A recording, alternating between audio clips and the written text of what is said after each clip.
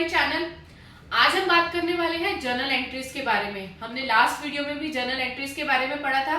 Journal entries क्या होती है, कैसे करते हैं, कौन कौन से रूल्स कैसे कैसे फॉलो होते हैं, ये सब हमने सीखा था। ठीक है, तो आज हम करते हैं इसका एक practical question, full flash question हम करेंगे, जिसमें हमने सबसे पहले क्या करना है। मैंने आपको कुछ मेथड्स बताए थे ना कि हमें कभी भी कोई जर्नल एंट्री जब पास करनी है तो उस जर्नल एंट्री को पास करने के लिए हमें दो चीजें दिमाग में रखनी है। फर्स्ट की एंट्री कौन से अकाउंट में जाएगी, और सेकंड नंबर पे हमने देखना है कि कौन सा रूल उसमें अप्लाई हो रहा है। ठीक है, इन दोनों चीजों को ध्यान में रखने के बाद हम जर्नल एंट्रीज को करते हैं। जर्नल एंट्रीज करने के लिए मैंने आपको बताया था कि हमें उसके लिए हमें नरेशन भी लिखनी होगी, हमें डेबिट क्या होगा, क्रेडिट क्या होगा, कितना अमाउंट डेबिट क्रेडिट होगा, वो सब हमें पता होगा। क्वेश्चन में सब कुछ दे रखा होगा, हमें सिर्फ क्वेश्चन को पढ़ना है, कौन सी एंट्री डेबिट जा रही है, कौन सी एंट्री क्रेडिट जा रही है, बस ये ध्यान रख के उन एंट्रीज को उस अकाउंट में करना है। जर्नल एंट्रीज का फॉर्मेट भी बताया था मैंने लास्ट वीडियो में आपको। आज फिर से हम जर्नल एंट्रीज का फॉर्मेट बनाती हूँ मैं, और उसके बाद हम उसमें जर्नल एंट्रीज को करेंगे। ठीक है, ये जो मैं आज जर्नल एंट्रीज आपको बता रही हूँ ये विदाउट जीएसटी बता रही हूँ।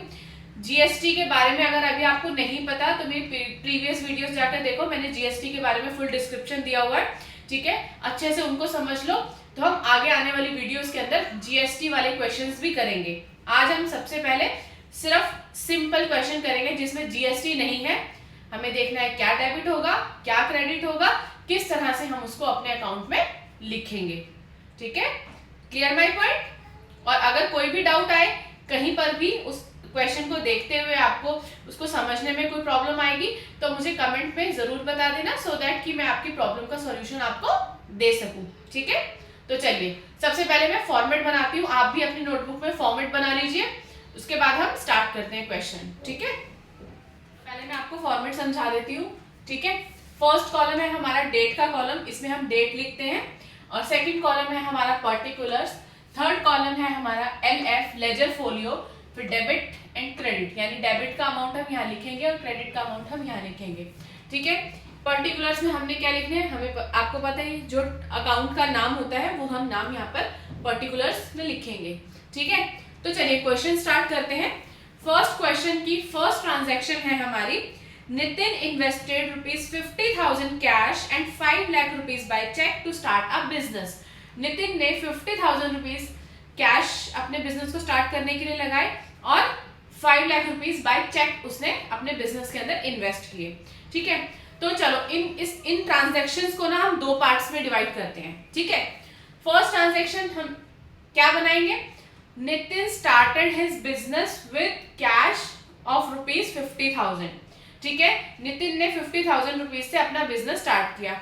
तो अभी इसमें हमारे पास कौन सी क्या एंट्री होगी, हमारा कौन सा अकाउंट आएगा, हमारा कैश अकाउंट और कैपिटल अकाउंट, क्योंकि जब भी हम बिजनेस के अंदर कुछ भी इन्वेस्टमेंट करते हैं तो वो क्या किस नाम से जानी जाती है, वो कैपिटल के नाम से जानी जाती है। ठीक है, तो कैश हमारा क्या हो गया, मैं आपको थोड़ा सा लिख के बताती हूँ रफ में। ठीक है, अभी देखो हमने कैश किया, ये हमारा रियल अकाउंट हो गया। ठीक है, इसमें रहेगा डेबिट व्हाट कम्स इन। ठीक है ना, अभी दूसरा अकाउंट हमारा कौन सा है, कैपिटल अकाउंट है। ठीक है ना, तो कैपिटल अकाउंट हमारा कौन सा अकाउंट होता है, ये हमारा पर्सनल अकाउंट होता है। ठीक है, इसका पर्सनल अकाउंट का हमारा क्या फॉर्मूला होता है, हमारा फॉर्मूला होता है debit the receiver credit the giver, कि जो रिसीवर है उसको डेबिट कर देंगे और जो गिवर है उसको क्रेडिट कर देंगे। तो यहाँ पर कैपिटल लेकर आया है नितिन, तो वो क्या है, वो गिवर है, यानी वो दे रहा है। ठीक है ना, तो यहाँ पर हमारे पास क्रेडिट में क्या आएगा, क्रेडिट द गिवर, ये फॉर्मूला लग गया हमारा। ठीक है, तो अब इसमें से हमने पहचान लिया कि हमारा एक तो ये रियल अकाउंट है और ये पर्सनल अकाउंट है, दूसरा हमने पहचान कर ली कि कौन सी एंट्री डेबिट हो रही है और कौन सी एंट्री क्रेडिट हो रही है, ये हमारे पास आ गया। अब इसके बाद हम क्या करेंगे, इसके बाद हम ये ट्रांजैक्शन जो है अपनी बुक्स के अंदर करेंगे। ठीक है, तो चलिए अभी यहाँ पर हमारे पास क्या होगा, इस क्वेश्चन में हमें डेट नहीं दे रखी तो यहाँ पर हम 1 और 2 लिख के चलते हैं। ठीक है, अगर किसी भी क्वेश्चन में आपको डेट ना दे रखी हो तो आप यहाँ पर डेट की जगह पर सीरियल नंबर लिख लेना। ठीक है, बट एग्जाम्स में जो क्वेश्चंस आते हैं ना मोस्टली मतलब डेट दे रखी होती है उसमें, ऐसी कोई ट्रांजैक्शन नहीं आती, सॉरी ऐसा कोई क्वेश्चन नहीं आता जिसके अंदर आपको डेट ना दे रखी हो, सीरियल नंबर से करना हो। ठीक है, इनिशियली हम फर्स्ट क्वेश्चन कर रहे हैं, हम स्टार्ट कर रहे हैं, तो इस क्वेश्चन में हमें डेट नहीं दी हुई। ठीक है, तो चलो फर्स्ट हमने क्या किया था, कैश अकाउंट हमारा क्या हुआ था, डेबिट हुआ था to capital account. Capital account हमारा क्या हुआ था, हमारा क्रेडिट हुआ था।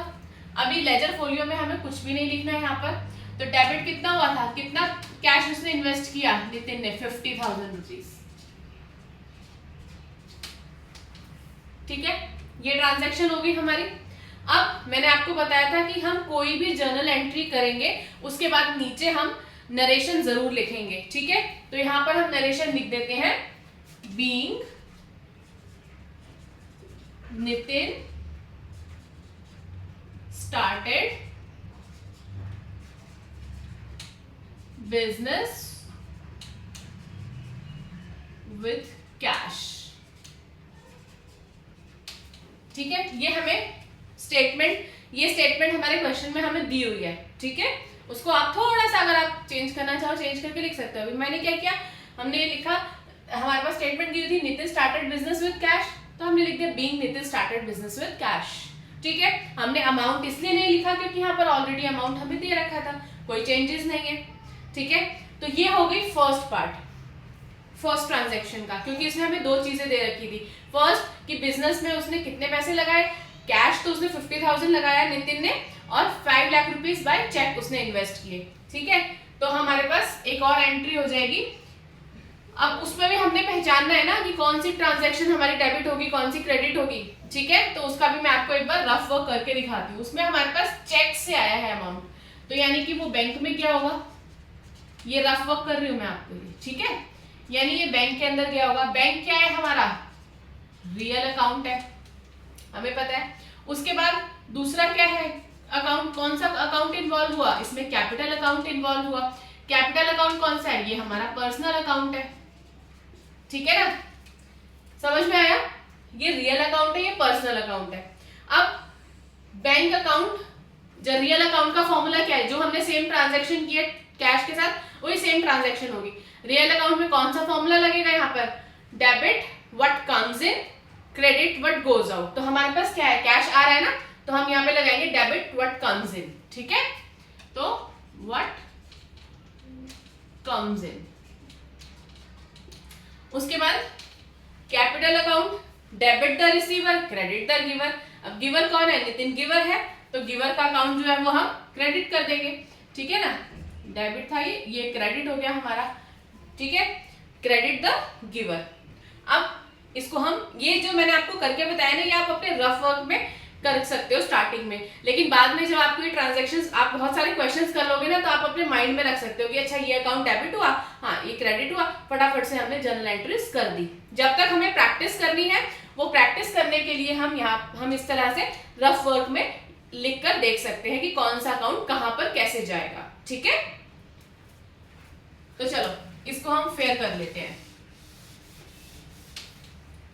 अब इसी की हम एक और यहाँ पर 2 नंबर नहीं डालेंगे, हमने डालना है यहाँ पर ए डाल सकते हैं, यहाँ पर इसी का एक बी पार्ट लिख सकते हैं हम। ठीक है, तो हमारा बैंक अकाउंट क्या हुआ था, डेबिट हुआ था बैंक अकाउंट, और यहाँ पर हम डेबिट वाला जो ट्रांजैक्शन होती है ना, उसके आगे हम यहाँ पर डीआर लिखते हैं। ठीक है, ऐसा हमारा फॉर्मेट में दिया हुआ है, इसलिए हम यहाँ पर लिखते हैं। ठीक है, उसके बाद टू कैसे आया था, कैपिटल की फॉर्म में आया था, टू कैपिटल अकाउंट। ठीक है, कितना, 5 लाख रुपीस। अब हम यहाँ पर 5 लाख रुपीस लिख देते हैं। ठीक है, अब इसके बाद भी हमें नरेशन लिखनी है, तो हम नरेशन लिख लेते हैं, बीइंग नितिन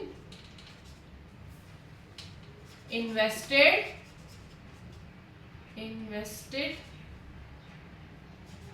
in business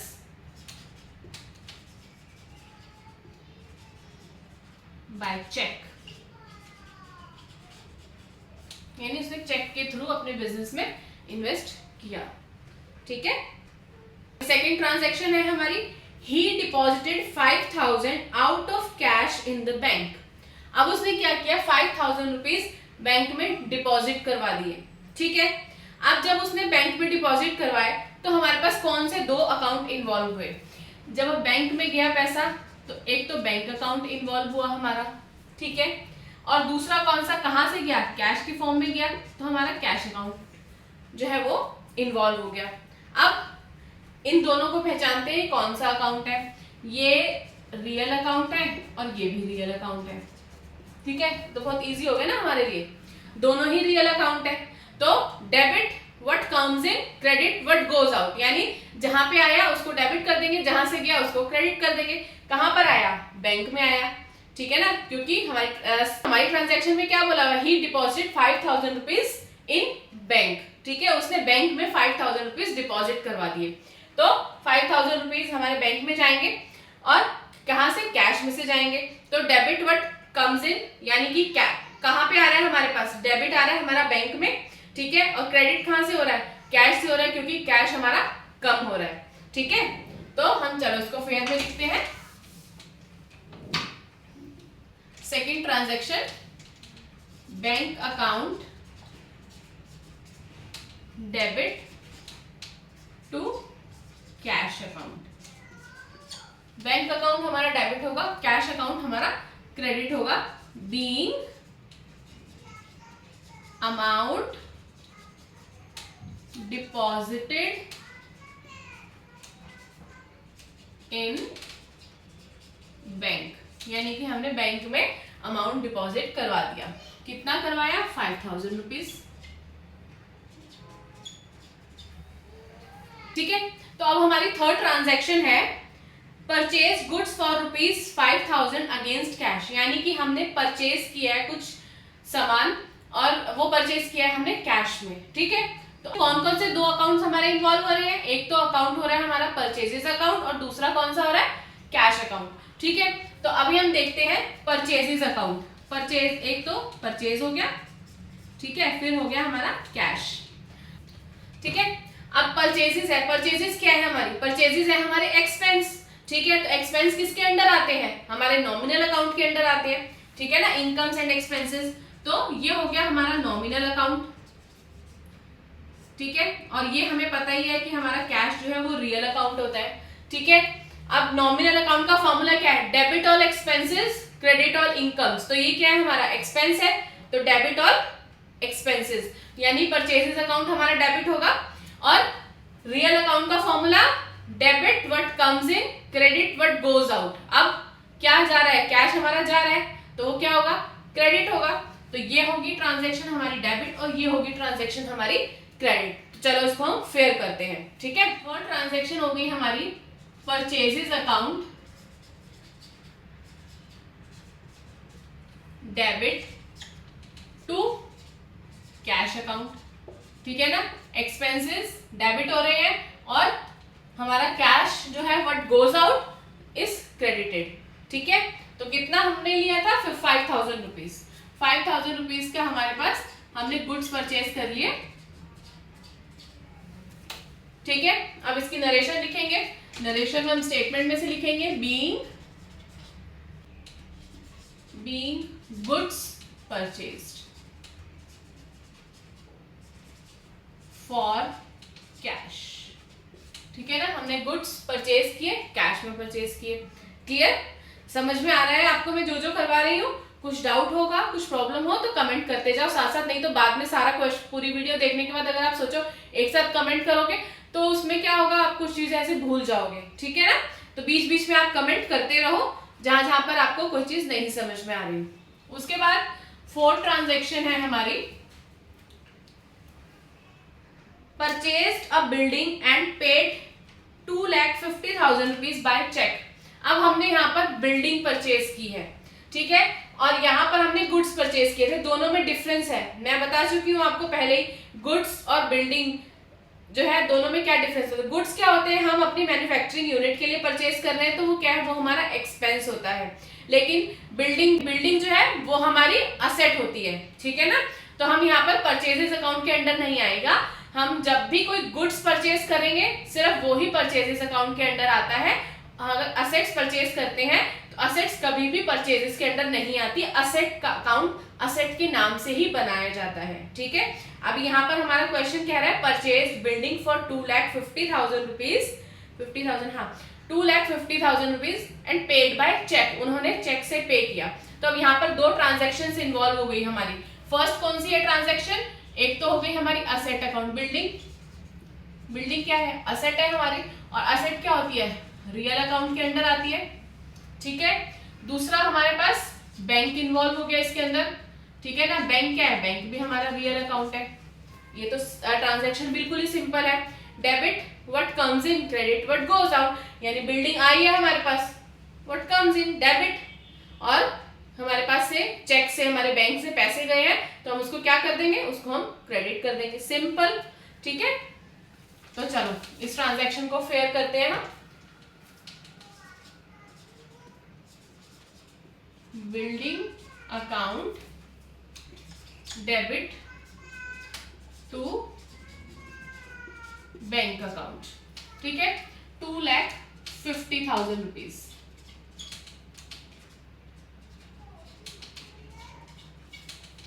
ठीक है, अब यहां पर भी हमने नरेशन लिखनी है, तो यहां नरेशन में क्या लिखेंगे, बीइंग बिल्डिंग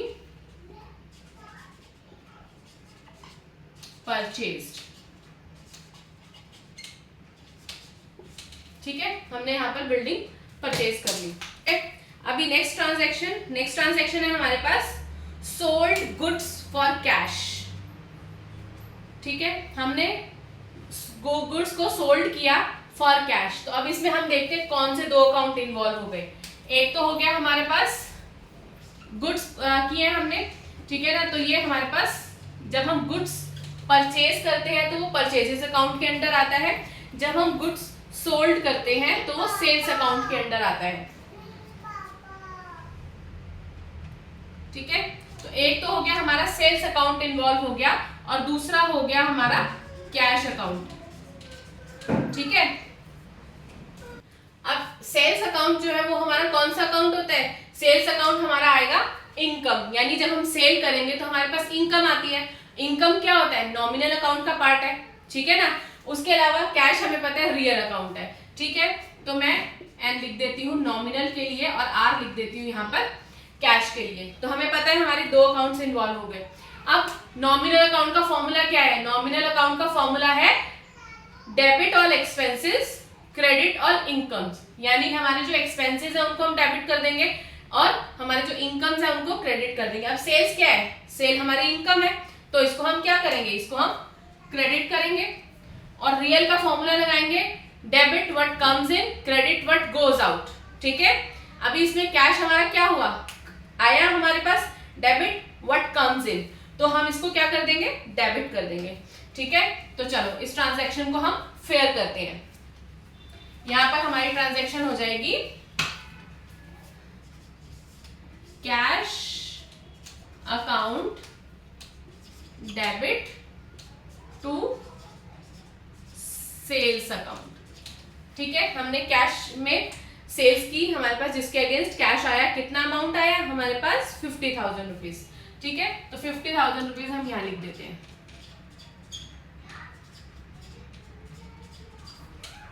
ठीक है, अब इसमें इसी तरह से हम यहाँ पर नरेशन लिख देंगे being goods sold in cash. ये हमारी ट्रांजैक्शन हो गई। इतना आपको अच्छे से समझ में आया। अभी इसके बाद एक दो ट्रांजैक्शंस हमारी और रहती हैं, वो करते हैं। Paid salary to staff by cheque, हमने सैलरी पेड की स्टाफ को बाय चेक। तो हमारे पास कौन से दो अकाउंट इन्वॉल्व हुए, एक तो हुआ हमारा सैलरी अकाउंट। ठीक है, अब चेक से पे की है तो कौन सा दूसरा अकाउंट इन्वॉल्व हुआ, हमारा बैंक अकाउंट।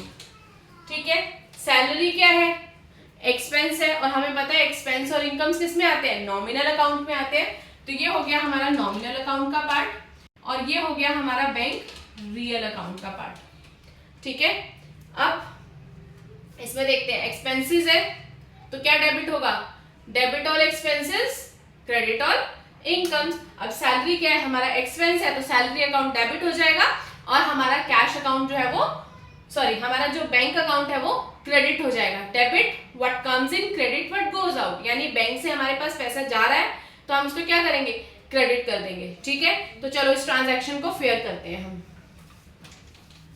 यस, तो 6 ट्रांजैक्शन क्या हो गई हमारी, salary account debit to bank account.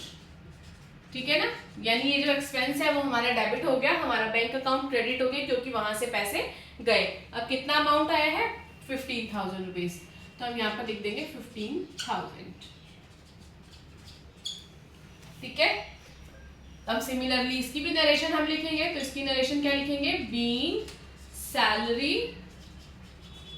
Paid. ठीक है, इतना भी लिख सकते हो, being salary paid by cheque भी लिख सकते हो।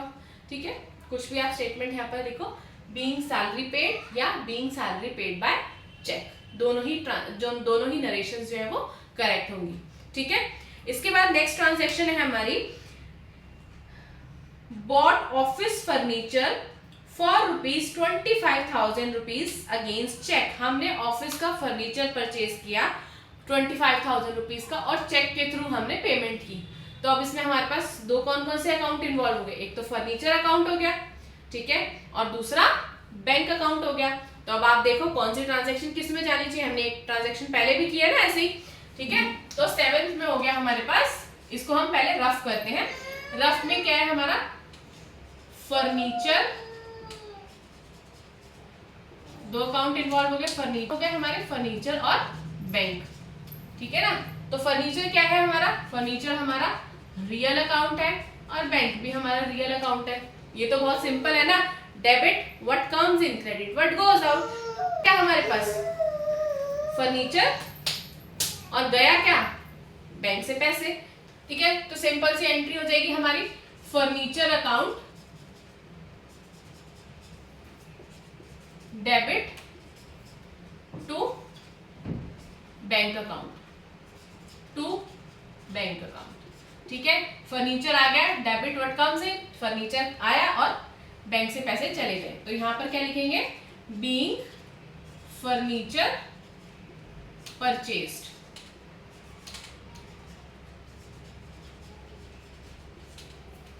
कितने का अमाउंट क्या था फर्नीचर परचेज किया जो हमने, वो है हमारा 25,000 रुपीज का।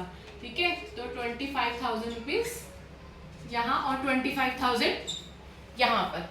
ठीक है, उसके बाद एक और ट्रांजैक्शन आ रही है हमारी, वो ट्रांजैक्शन में क्या है, Nitin withdraw ₹10,000 for house hold expenses out of cash.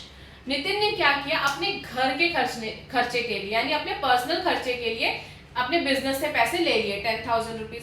अब जब हम अपने पर्सनल एक्सपेंसेस के लिए पैसे लेते हैं तो उसे हम क्या बोलते हैं, ड्राइंग। ये मैंने आपको पहले समझाया हुआ है जब हमने सेकंड चैप्टर किया था, टर्म्स की थी हमने सारी। ठीक है ना, उसमें मैंने आपको अच्छे से समझाया था ड्राइंग्स क्या होती है, हमारी कैपिटल क्या होती है, हर एक पॉइंट को क्लियर किया था। अगर आपको कुछ भी डाउट है तो एक बार जाके दोबारा से वो वीडियो देख लो ताकि वो सारे पॉइंट्स भी आपके क्लियर हो जाएं। ठीक है, तो चलो अभी हमारे पास उसने पर्सनल यूज के लिए पैसा लिया तो वो क्या है, ड्राइंग है। एक अकाउंट हो गया हमारा ड्राइंग। ठीक है, अभी उसने क्या लिया, कैश की फॉर्म में लिए ना 10,000 रुपीज, तो दूसरा अकाउंट कौन सा हो गया हमारा, कैश हो गया। ठीक है ना, अब इन दोनों को आइडेंटिफाई करना है कौन सा अकाउंट किस हेड के अंडर जाएगा। ठीक है, तो जो हमारा ड्राइंग्स अकाउंट है वो हमारा पर्सनल अकाउंट में जाएगा। क्यों, क्योंकि हमारा जो कैपिटल है वो भी तो पर्सनल अकाउंट होता है ना। अभी उसने अपने पर्सनल पैसे अपने बिजनेस के अंदर इन्वेस्ट किए तो वो क्या हो गई, कैपिटल। अगर वो अपने बिजनेस से अपने पर्सनल यूज के लिए कुछ पैसे ले रहा है तो वो क्या है, ड्राइंग। ठीक है, तो ये हमारा पर्सनल अकाउंट के अंडर आता है, तो इसके लिए मैं यहाँ लिखती हूँ P। और कैश हमें पता ही है हमारा रियल अकाउंट होता है। अभी ड्राइंग्स हमारा, ड्राइंग्स बोलते हैं इसको, नॉट ड्राइंग। ठीक है, अब ये ड्राइंग्स क्या है हमारे पास, इसका फर्स्ट फॉर्मूला क्या होता है, debit the receiver credit the giver. Personal account का फॉर्मूला होता है। यहाँ पर रिसीवर कौन है, रिसीवर तो नितिन है ना, क्योंकि उसने पैसा रिसीव किया, तो ड्राइंग्स अकाउंट क्या हो जाएगा हमारा, डेबिट हो जाएगा। ठीक है, और दूसरा कैश अकाउंट हमारा रियल अकाउंट है, debit what comes in, credit what goes out. Cash हमारा जा रहा है, कैश इज गोइंग आउट, तो ये क्या हो गया हमारा, ये हमारा क्रेडिट हो गया, ठीक है ना। तो अब इसको हम फेयर में लिखते हैं, कैसे लिखेंगे? Drawings account debit, drawings account debit to cash account, ठीक है ना। 10,000 रुपीज की उसने ड्रॉइंग्स की थी, तो 10,000 रुपीज यहां पर आ गया,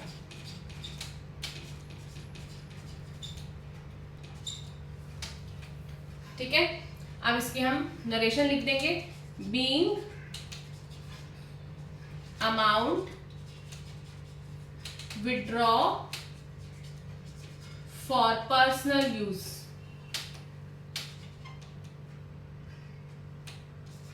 फॉर पर्सनल यूज, ठीक है। तो ये हो गई हमारी नरेशन, ठीक है। इसी तरह से हमने क्वेश्चंस को करते रहना है। अगली वीडियो में मैं आपको जीएसटी इन्वॉल्व करके कैसे क्वेश्चंस होंगे वो बताने वाली हूँ। ये मैंने आज आपको बताया सिंपल, जिसमें कोई जीएसटी नहीं है, सिंपल ट्रांजैक्शंस थी।